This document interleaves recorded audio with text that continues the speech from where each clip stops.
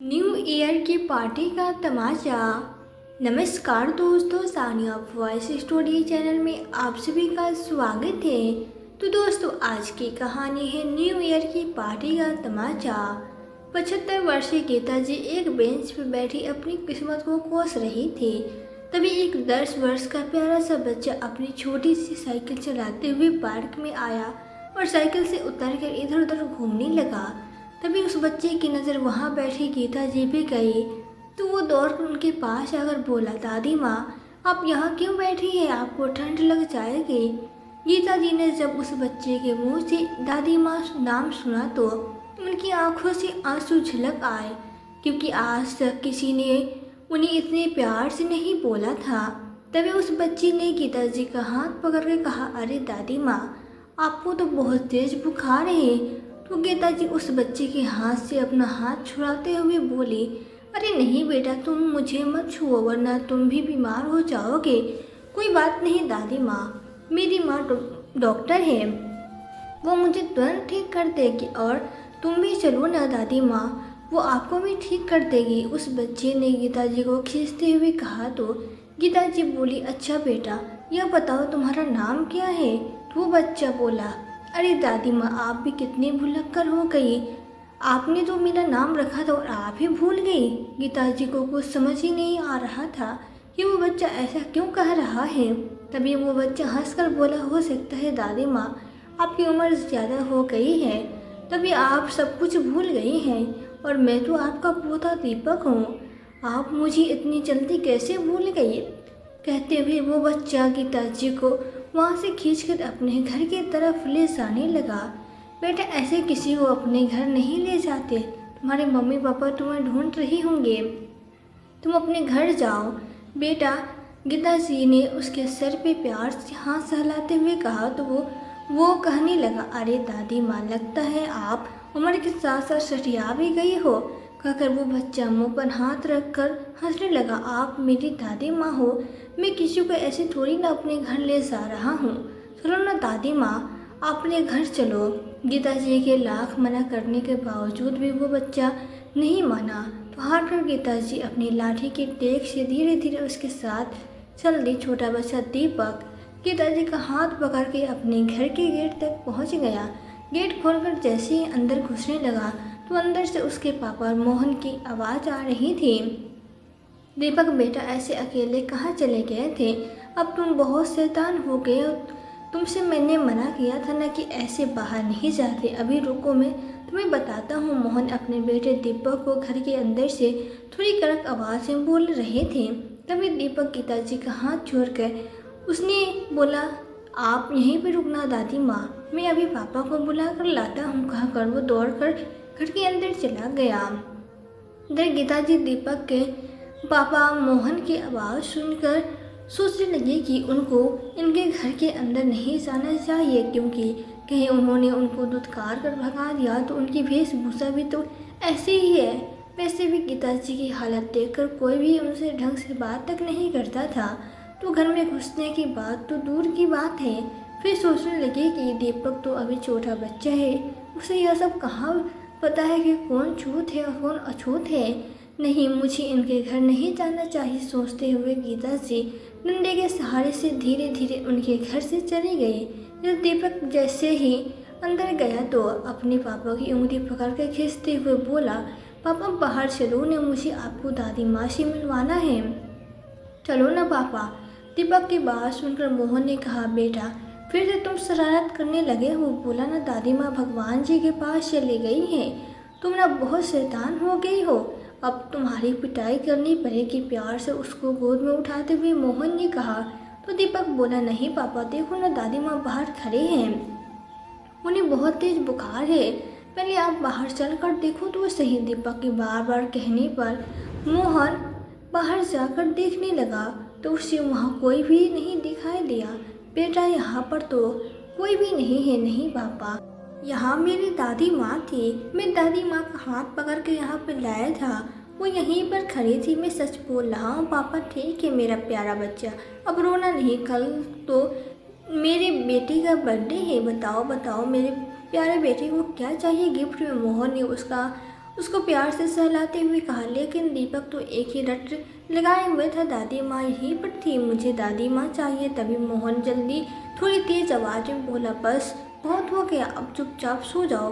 पापा की तेज आवाज़ चिल्लाने से दीपक रोते रोते सो गया। शाम को जब दीपक की पत्नी सुनीता घर आई तो वो दीपक को उदास बैठा देखकर बोली, अरे मेरा प्यारा बच्चा, आज मुंह बनाए क्यों बैठा है? क्या पापा ने डांटा है तुम्हें? तो दीपक रोते हुए अपनी मम्मा से लिपट कर बोला, पापा ने मुझे डांटा है मम्मा, पापा से बात नहीं करूँगा, मैं वो बहुत गंदे हैं, मैं उनसे कट्टे हो गया हूँ। तभी मोहन मुस्कुराते हुए बोला, अच्छा मेरा प्यारा बच्चा मुझसे गुस्सा है, देखो तो ज़रा। तो दीपक बोला, जाओ, मैं आपसे बात नहीं करूँगा जब तक आप मेरी दादी माँ को लेकर नहीं आएंगे। अरे बेटा, कितनी बार तुमसे बोला है, दादी माँ अब नहीं आ सकती, वो भगवान के पास चली गई है। नहीं पापा, मेरी दादी माँ यहीं पर थी।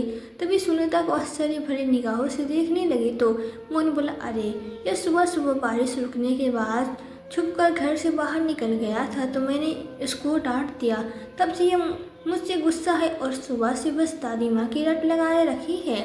तो सुनीता अपने बेटे को मान रखते हुए बोली, ठीक है बेटा, हम तुम्हारी दादी माँ को ढूंढने चलेंगे, अब ठीक है ना? आप तो हंस दो, मेरा छोटा सा बेटा बहुत जिद्दी हो गया है। अपनी मम्मा की बात सुनकर दीपक खुश हो गया, अपनी मम्मा के गले से लग गया और रात में अपनी दादी के माँ के बारे में बातें करते करते सो गया।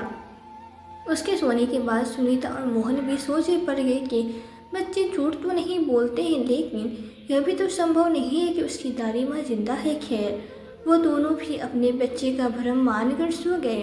सुबह जैसे ही मोहन और सुनीता दोनों ने ही अपने प्यारे से बच्चे को एक साथ बर्थडे विश किया और उसको सुबह सुबह नहलाकर मंदिर दर्शन के लिए ले गई।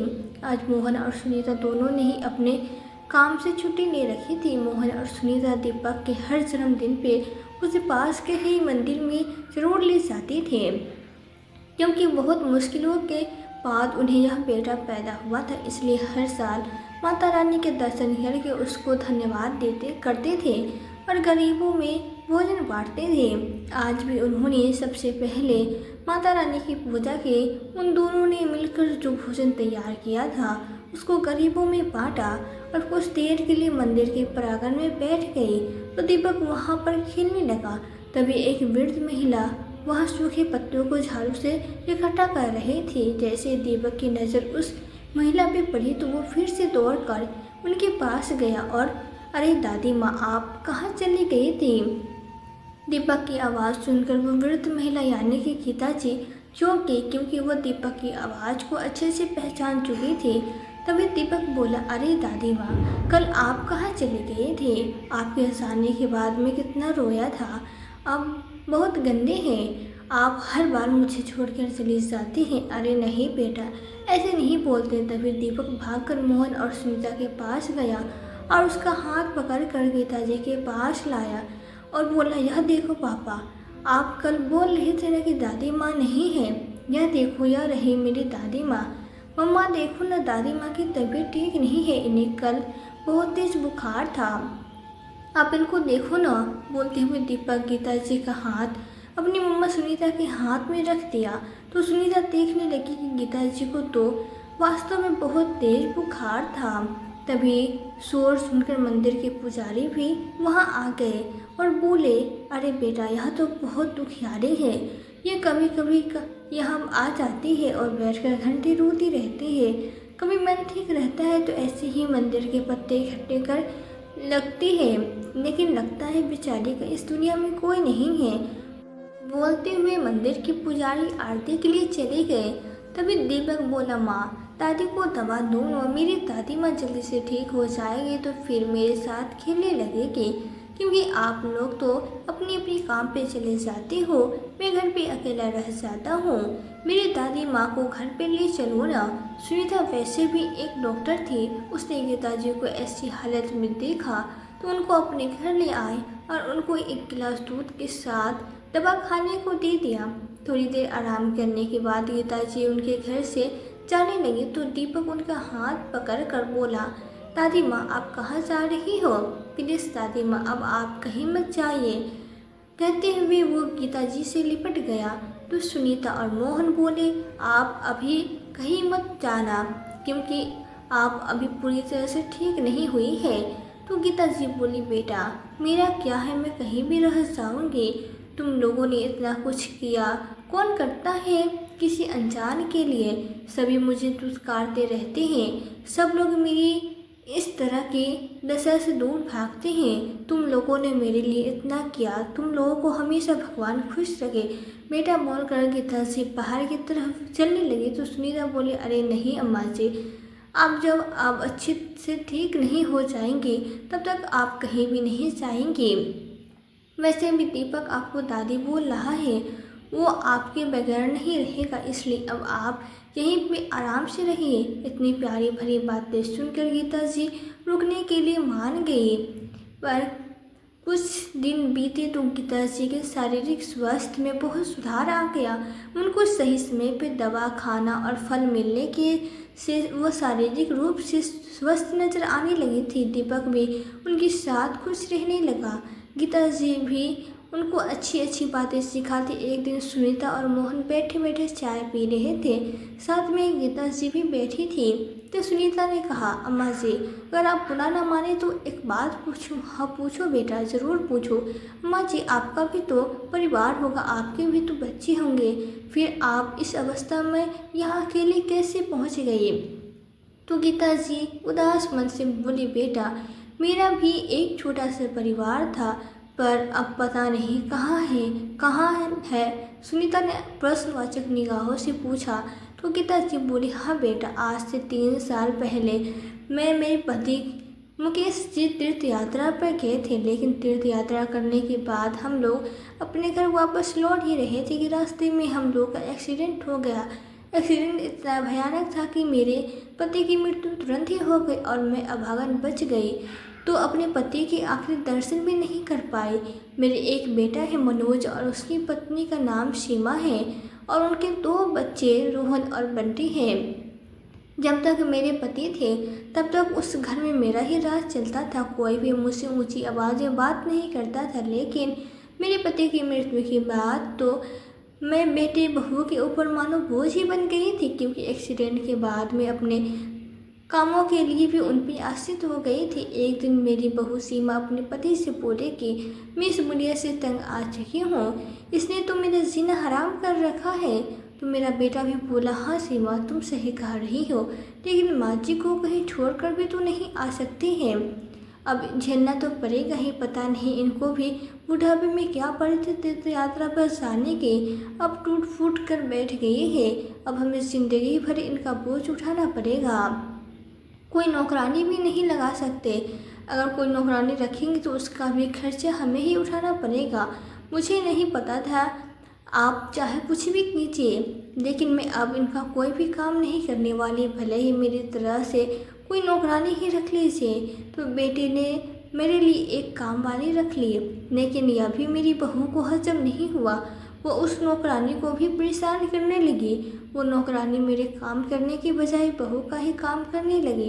अगर वो कभी मेरे पास आ जाती तो बहू गुस्सा हो जाती। मेरे काम का तो बस एक बहाना था, बल्कि बहू उसे पूरे दिन अपने ही काम करवाती थी। एक दिन वो नौकरानी बहू के नाटकों से परेशान होकर घर छोड़कर चले गई। उसने झूठ बोल दिया कि उसे 2-3 दिन की छुट्टी चाहिए, लेकिन वो तो दोबारा आए ही नहीं। जिस दिन वो नौकरानी काम छोड़कर गई थी उस दिन कोई भी मेरे कमरे में खाना लेकर भी नहीं आया। मैं भूख के मारे व्याकुल बहू को आवाज़ देती रही, लेकिन किसी ने भी मेरी आवाज़ नहीं सुनी। जब मुझसे रहा नहीं गया तो जैसे तैसे मैं रसोई में पहुंच गई, लेकिन सामने ही दूध का मग भर कर रखा हुआ था और गलती से मेरा हाथ उस जग पे जा टकराया तो पूरा दूध नीचे गिर गया। बर्तन की आवाज़ से बहू दौड़कर अपने कमरे से निकलकर बाहर आए और रसोई में दूध गिरा हुआ देखकर जोर से चिल्लाने लगे, इस बुढ़िया ने तो हमारा जीना ही हराम कर दिया है। इसने पहले परेशान करके नौकरानी को भगा दिया, अब पूरा दूध नीचे गिरा दिया। खर्चे पे खर्चे करवाए जा रहे हैं, आज तो मैं इसे छोड़ूंगी नहीं, बोलकर वो मुझे खींचते हुए कमरे से ले गई और मुझे धक्का देकर अपने कमरे में चली गई। मैं दर्द से कराती रही लेकिन मरहम लगाने वाला कोई भी नहीं था। मैं पूरी रात दर्द से कराती रही लेकिन कोई भी मुझे देखने नहीं आया। अगले दिन जब मैं उठकर बाहर जाने लगी तो वहीं कमरे में बेहोश होकर गिर गई। अब जब मेरी आँख खुली तो मैंने अपने आप को एक सरकारी अस्पताल में पाया। मैंने नर्स से पूछा कि मैं यहाँ कैसे आई तो उसने बताया कि आपके बेटे बहू आपको यहाँ पर लेकर आए थे लेकिन अब पता नहीं वो कहाँ चले गए हैं। जब तक मैं अस्पताल में रही तब तक मुझे कोई देखने भी नहीं आया। 1 महीने घर तक मैं अस्पताल में भर्ती रही। जब मुझे अस्पताल से डिस्चार्ज किया गया तो कोई भी मुझे लेने नहीं आया। मैं जैसे तैसे अपना सामान लेकर अस्पताल से चली। उन्होंने सिर्फ मेरे बैग में कुछ फटे पुराने कपड़े और मेरे पति की एक पुरानी तस्वीर रखी थी। तब से बेटा मैं ऐसे इधर से उधर भटक रही हूँ। बेटे के लिए हमने अपना सब कुछ कुर्बान कर दिया लेकिन उस बेटे के लिए एक बूढ़ी माँ को रखना भी भारी पड़ गया। कहते हुए गीता जी की आंखें आंसुओं से भर आई तो सुनीता और मोहन की आंखों में भी आंसू आ गए। तभी छोटा दीपक गीता जी के आंसू पोंछते हुए बोला, दादी आप क्यों रो रही हो? आप रोना नहीं, मैं हूँ ना आपके पास। कहते हुए उनकी गोद में आकर बैठ गया। तभी सुनीता गीता जी से बोली, हाँ माँ जी आप बिल्कुल भी चिंता मत कीजिए, हम भी तो आपके बेटे बहू की तरह ही हैं। धीरे धीरे समय बीतता गया। अब गीता जी सुनीता और मोहन के घर खूब अच्छे से रहने लगी। वो कभी भी घूमने जाती तो गीता जी को अपने साथ ले जाते। उन दोनों को भी ऐसे लगता जैसे एक बड़े का आशीर्वाद हमेशा उनको मिल रहा है। सभी लोग एक दूसरे के साथ खुशी खुशी रह रहे थे। एक दिन अचानक गीता जी ने मोहन और सुनीता को अपने पास बुलाया और अपने पति की तस्वीर को पीछे से खोलते हुए कुछ कागजात निकालते हुए बोली, आज मैं तुम लोगों को कुछ देना चाहती हूँ। तो सुनीता झांकते हुए बोले, क्या है माँ जी? बेटा यह ज़मीन के पेपर, यह ज़मीन मेरे पति ने तीर्थ यात्रा पर जाने से पहले खरीदी थी और सोचा था कि इस ज़मीन का तीर्थ यात्रा पर से आने के बाद अपने बच्चों को सरप्राइज़ देंगे, लेकिन रास्ते में ही हमारा एक्सीडेंट हो गया और वो तो भगवान को प्यारे हो गए। मैं बेटे बहू को देना चाहती थी लेकिन उनका रवैया देखकर मैंने इन कागजातों को अपने पति की तस्वीर के पीछे छुपा दिया ताकि बच्चों को पता न चले। वो अपने पिता की तस्वीर भी अपने घर में रखना नहीं चाहते थे और उन्हें इन कागजातों का पता भी नहीं था, इसलिए वो तस्वीर मेरे बैग में डालकर चले गए। इसलिए अब आप दोनों ही मेरी बेटी बहू हो। अब मैं इसे आपको ही देना चाहती हूँ, प्लीज़ मना मत करना बेटा। लेकिन माँ जी हम यही नहीं ले सकते हैं। नहीं बेटा, मैं तुम्हें या तुम्हारे एहसानों के बदले नहीं देना चाहती।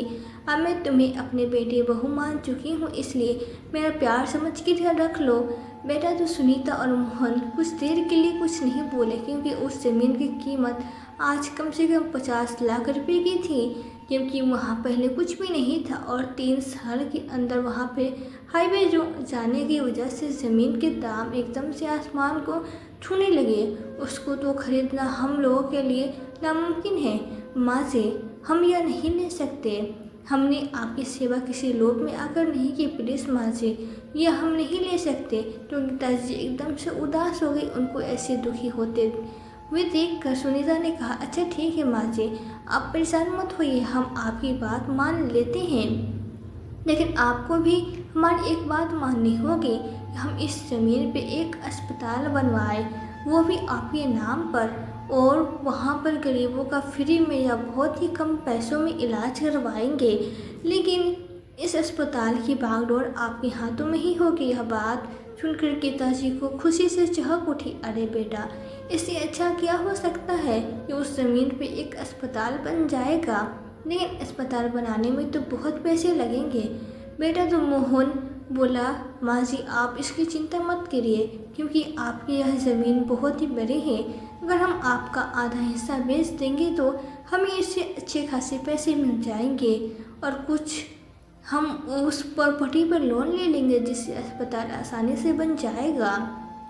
सब लोग इस बात पर सहमत हो गए और जल्दी मोहन ने ज़मीन का आधा हिस्सा बेच दिया और अपने बैंक से लोन भी पास करवा लिया। अस्पताल बनने का कार्यक्रम शुरू हो गया और 2 साल में वहाँ एक बहुत बड़ा अस्पताल बनकर तैयार हो गया। गीता जी के हाथों में उस अस्पताल का शुभारंभ किया गया। उस अस्पताल की प्रसिद्धि धीरे धीरे सब जगह फैल गई, क्योंकि जितने भी गरीब लोग होते थे वो सब उसी में आने लगे। गीता जी को इस सराहनीय कार्य के लिए राज्य के मुख्यमंत्री द्वारा सम्मानित किए जाने की घोषणा की गई। तो गीता जी सुबह सुबह नहा धोकर पूजा करके दीपक को स्कूल भेजने ही जा रही थी कि तभी सुनीता गीता जी के पास आकर बोली, माँ जी, आज आपको मुख्यमंत्री द्वारा सम्मानित किया जाएगा, इसलिए आप वहाँ थोड़ा जल्दी आ जाइएगा। ऐसा करिए, आप दीपक को स्कूल छोड़ने के बाद कार से सीधा वहीं आ जाना। आप चाहे तो मेरे साथ अभी चल सकती हैं। अरे नहीं बेटा, तुम जाओ, तुम्हें लेट हो जाएगा। मैं अपने पोते को स्कूल भेजते हुए वहाँ पहुँच जाऊँगी। कहते हुए गीता जी दीपक को लेकर स्कूल के लिए निकल गई। रास्ते में दीपक चिप्स खाने के लिए जिद करने लगा, तो गीता जी ने उसे एक चिप्स का पैकेट दिलवा दिया। स्कूल के पास पहुंचकर दीपक उस चिप्स के पैकेट को उधर ही फेंक दिया। तो गीता जी ने कहा, अरे बेटा, ऐसे सड़क पर गंदगी नहीं फैलाते हैं। सॉरी दादी माँ, बोलकर वो दौड़कर अपने स्कूल में चला गया। तभी गीता जी उस चिप्स के पैकेट को उठाने लगी। तभी उसके पास एक कार आकर रुकी और उन्होंने चिप्स के पैकेट बाहर फेंकते हुए कहा, यह ले बुढ़िया, इनको भी उठा देना। पिताजी ने पीछे मुड़कर देखा तो उनके बेटे बहू उन्हें देखकर दंग रह गए। अरे यह बुढ़िया कहाँ घूम रही हो, ये अभी तक जिंदा है क्या? तभी उनकी बहू सीमा ने एक चिप्स का पैकेट और निकाल कर उन्हें मुंह पर फेंकते हुए कहा, ये ले बुढ़िया, बहुत दिनों से भूखी घूम रही होगी, इसे खाकर इसको भी कचरे में फेंक देना। तभी वो गीता जी की कार का ड्राइवर उनके पास आया और उनके बेटे के गाल पर एक जोरदार तमाचा जड़ते हुए बोला, तुम्हारी हिम्मत जो तुम मैडम जी से इस तरह से बात करो। तो मनोज बोला, अरे यह कोई मैडम नहीं है, आपको कोई गलतफहमी हो रही है। तभी दूसरे गाल पर एक और तमाचा पड़ा, अगर ज़्यादा बकवास की तो अभी आपको जेल में भिजवा दूंगा, फिर पिसते रहना चक्के वहाँ। तभी गीता जी बोली, अरे बेटा, क्यों इनके मुंह लग रहे हो, चलो हमें लेट हो रही है। तो ड्राइवर उन्हें कार में बैठा कर ले गया। अस्पताल पहुँचे तो डॉक्टर सुनीता ने कहा, अरे माँ जी, अब कहाँ रह गई थी, मैं आपका कितनी देर से इंतज़ार कर रही हूँ।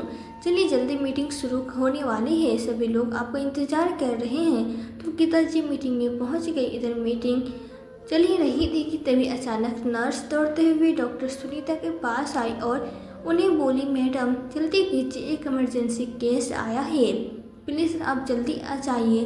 तो डॉक्टर सुनीता मीटिंग छोड़कर अंदर की तरफ भागे।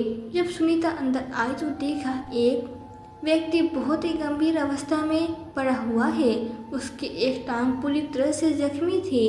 उसे देखकर सुनीता बोली, इनका इमरजेंसी ऑपरेशन करना पड़ेगा, हो सकता है इनके पैर को भी काटना पड़ जाए। तो पास ही बेड पे लेटी हुई औरत सुनीता की बात सुनकर रोने लगी, प्लीज़ डॉक्टर साहिबा, मेरे पति को बचा लीजिए। तभी सुनीता उस औरत से बात कर रही थी कि तभी गीता जी वहाँ पहुँच गई। जैसे उस औरत की नज़र गीता जी पे पड़ी तो वो चीखते हुए बोली, तेरी हिम्मत कैसे हुई बुढ़िया, यहाँ आने की ज़रूर तूने ही नज़र मारी होगी जो मेरे पति का यह हाल हो गया। तो सुनीता ने पलट कर देखा तो वहाँ गीता जी खड़ी थी।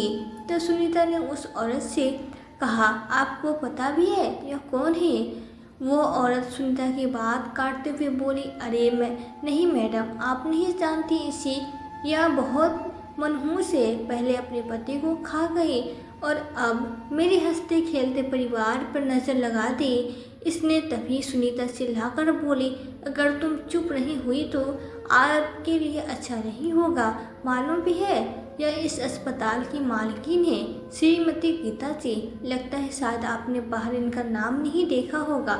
ये सुनकर वो औरत हैरान हो गई, क्योंकि वो कोई और नहीं बल्कि गीता जी की बहू सीमा ही थी, जो कुछ देर पहले गीता जी के ऊपर हंस रही थी। अरे डॉक्टर साहिबा, ऐसे कैसे हो सकता है, तभी सुनीता बोली, क्या हो सकता है और क्या नहीं, पहले आप अपने पति के लिए पैसे की व्यवस्था कीजिए। उसके ऑपरेशन में कम से कम 2 से 3 लाख रुपए का खर्चा आएगा। लेकिन डॉक्टर, मैं इतनी जल्दी इतने सारे पैसे का इंतजाम कैसे कर सकती हूँ? सीमा को तो ऐसे लग रहा था जैसे काटो तो खून नहीं। आज उसे अपने किए हुए सारे कर्म याद आ रहे थे। वो तुरंत ही गीता जी के पैरों में गिरकर माफ़ी मांगने लगी और बोली, प्लीज़ माँ जी, मुझे माफ़ कर दीजिए और अपने बेटे को बचा लीजिए।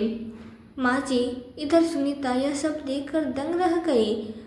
वो बड़ी ही आश्चर्य भरी नज़रों से पिताजी की तरफ देखने लगी तो माँ जी बोली, हाँ यही मेरी बेटी बहू है, लेकिन बेटा मैं चाहती हूँ कि इनका इलाज फ्री में कर दिया जाए। सुनीता बोली, हाँ माँ जी, आप बिल्कुल भी चिंता मत करिए, मैं अभी इलाज शुरू करती हूँ। तो गीता जी बाहर आ गई। आज गीता जी की आंखों में एक भी आंसू नहीं था। वो चुपचाप वहाँ से अपने घर चली गई। शाम को सुनीता जब घर पहुंची तो वो गीता जी को भी देखकर दंग रह गई, क्योंकि उसे लगा था कि आज अम्मा जी बहुत दुखी हो गई, लेकिन गीता जी को तो उनके बेटे दीपक के साथ अच्छे से खेल रही थी। सुनीता को देखकर गीता जी समझ गई कि वह उससे क्या पूछना चाहती है। वो सुनीता से बोली, बेटा तुम सोच रही होगी कि मुझे उन लोगों के लिए बुरा लग रहा है। हाँ बेटा, मानवता के नाते उन लोगों के लिए मुझे बहुत बुरा लग रहा है, लेकिन एक माँ के नाते मुझे मेरा कोई भी रिश्ता नहीं है। बोलकर गीता जी दीपक के साथ खेलने लगी। समय अपनी रफ्तार से चलता रहा। एक दिन गीता जी ने सुनीता से कहा, बेटा इस बार मैं सोच रही हूँ नई साल वाले दिन हम पास के ही मंदिर में जाकर गरीबों को भोजन खिलाएं और जितने भी ज़रूरतमंद लोग हो उन्हें शॉल और स्वेटर बांट आया जाए, क्योंकि आज भी बहुत से लोग ऐसे हैं बेटा जो इतनी सर्दी में ठंड के कारण परेशान हो रहे हैं, जिनके पास ना तो पहनने के लिए कपड़े हैं और ना ही रहने के लिए छत है। क्योंकि आज से 3-4 साल पहले जब दीपक मुझे मिला था तो मेरी भी यही स्थिति थी। मेरे पास भी न तो रहने के लिए छत थी और ना ही ठंडी से बचने के लिए कपड़े थे। मैं भी उस दिन पास के उस बेंच पर सर्दी से छुट रही थी। अगर उस दिन दीपक मेरे पास नहीं आता तो शायद कुछ ही दिनों में मैं इस दुनिया से चली गई होती। कहते कहते गीता जी की आंखें भर आई तो सुनीता ने कहा, अरे माँ जी, आप भावुक मत होइए, आप सही कह रही हैं। इस नव वर्ष पर हमने नया कुछ करेंगे। आज ही दुकान वाले से कहकर सोलर स्वेटर का ऑर्डर दे देती हूँ। आप चिंता मत कीजिए, जैसा आप कहेंगे वैसा ही होगा। 10 दिन बाद नव वर्ष की पर दीपक भी जल्दी उठ गया और गीता जी से बोला, दादी माँ आज मैं भी आपके साथ सोलर स्वेटर बांटने चलूँगा। हाँ बेटा, क्यों नहीं, तुम्हारे कारण तो आज मैं यहाँ सब कर पा रही हूँ। करीब 10 बजे तक मोहन और सुनीता भी तैयार होकर मंदिर के प्रांगण में पहुँच गए।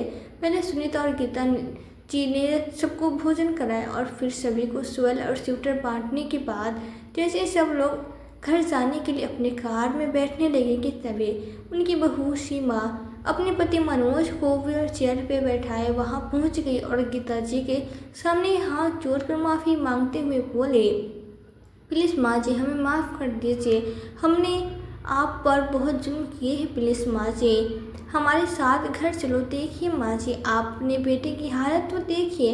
तो गीता जी ने कहा, कौन बेटा? और बेटा तुम लोगों से मेरा कोई भी रिश्ता नहीं है। मेरा तो सिर्फ एक ही बेटा है, बहू है मोहन और सुनीता, जिसके साथ में रह रहे हैं और खूब अच्छे से मेरी सेवा कर रहे हैं। वरना तुम लोगों ने तो मुझे बनने के लिए छोड़ दिया था। आज यही मेरा पोता दीपक है जिसकी वजह से मैं यहाँ पर खड़ी हूँ। गीता जी ने दीपक के सर पे हाथ सहलाते हुए कहा और फिर कार में बचा हुआ भोजन और स्वेटर निकालकर अपने बेटे बहू को देते हुए बोली, यह लो, भगवान की कृपा से आज हमने नए वर्ष पर ज़रूरतमंद लोगों को भोजन और स्वेटर बांटे थे, तो आपकी भी किस्मत अच्छी थी जो आप समय पे पहुंच गए। इसलिए यह लीजिए, यह खाना भी खा लीजिए। हो सकता है सुबह से आपने कुछ भी नहीं खाया होगा।